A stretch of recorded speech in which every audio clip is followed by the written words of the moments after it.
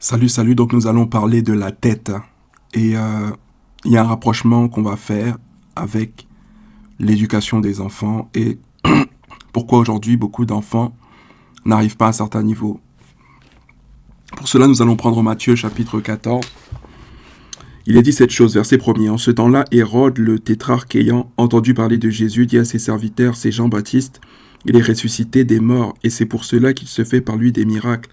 Car Hérode, qui avait fait arrêter Jean, l'avait lié et mis en prison à cause d'Hérodias, femme de Philippe, son frère, parce que Jean lui disait, il ne t'est pas permis de l'avoir pour femme. Il voulait le faire mourir, mais il craignait la foule parce qu'elle regardait Jean comme un prophète. Or, lorsqu'on célébra l'anniversaire de la naissance d'Hérode, la fille d'Hérodias dansa au milieu des convives et plut à Hérode, de sorte qu'il promit avec serment de lui donner ce qu'elle demanderait.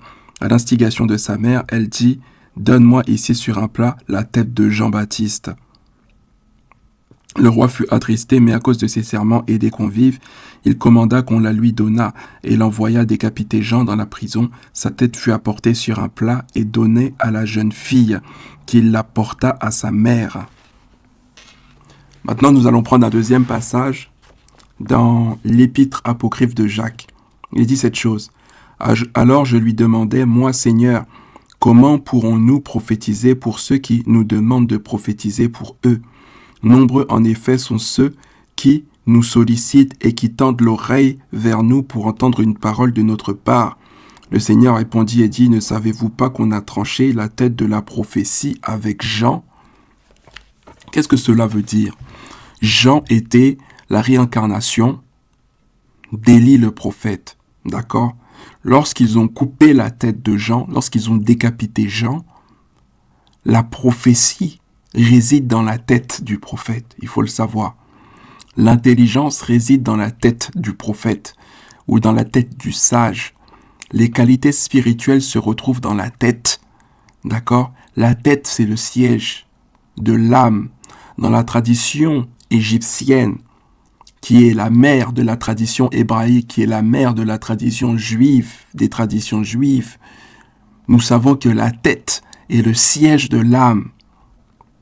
C'est la raison pour laquelle, dans le vaudou haïtien, qui est lié à l'Égypte, on utilise la tête d'un mort pour certaines pratiques spirituelles, parce que dans la tête réside l'esprit.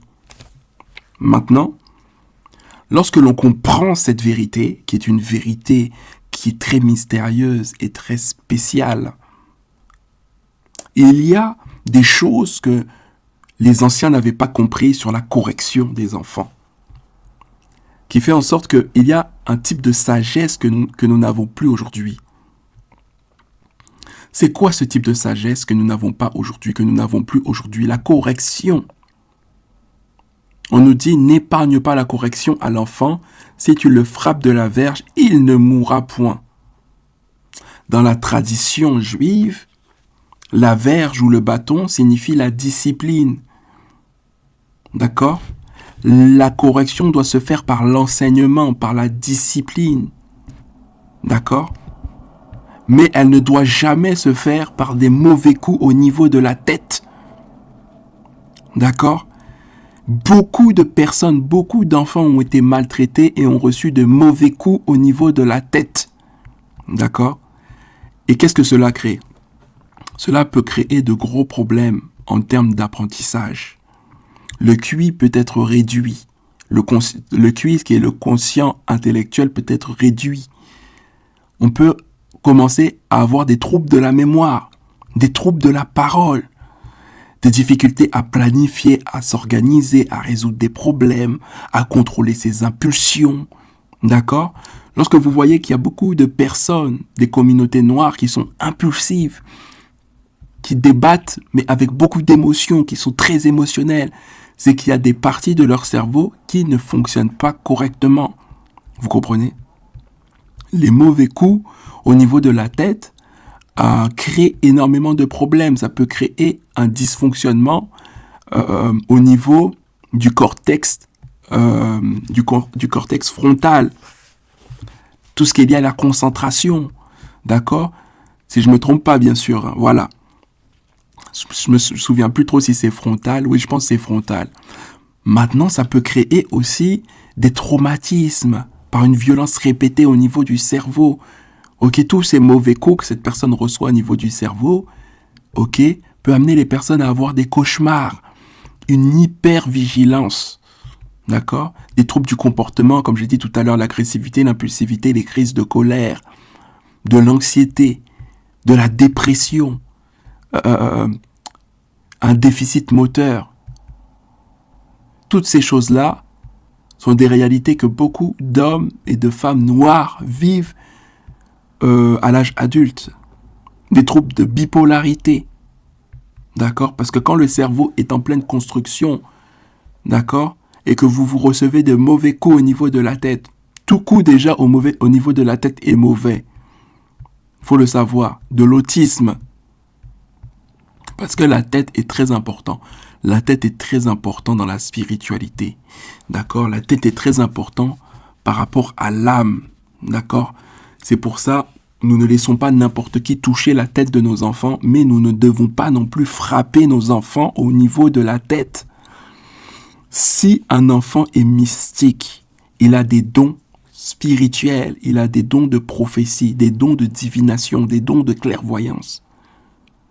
Nous devons encore moins le frapper au niveau de la tête, car c'est dans la tête que se trouve la prophétie. C'est dans la tête que se trouve la spiritualité. C'est dans la tête que se trouvent les capacités spirituelles. C'est pour cette raison que, également, dans la tradition osirienne, qui s'est répandue dans la tradition chrétienne primitive, il y a l'imposition des mains. Et on peut également poser sa main au niveau de la tête pour transmettre l'onction ou pour transmettre une grâce ou une faveur à la personne. Que celui qui a des yeux pour voir, qu'il voit, que celui qui a des oreilles pour entendre, qu'il entende. Et j'aimerais rajouter un point, c'est que par le rite osiriaque, avec l'huile d'onction, on peut réveiller et on peut restaurer les capacités qui sont dans la tête. On parle de quoi?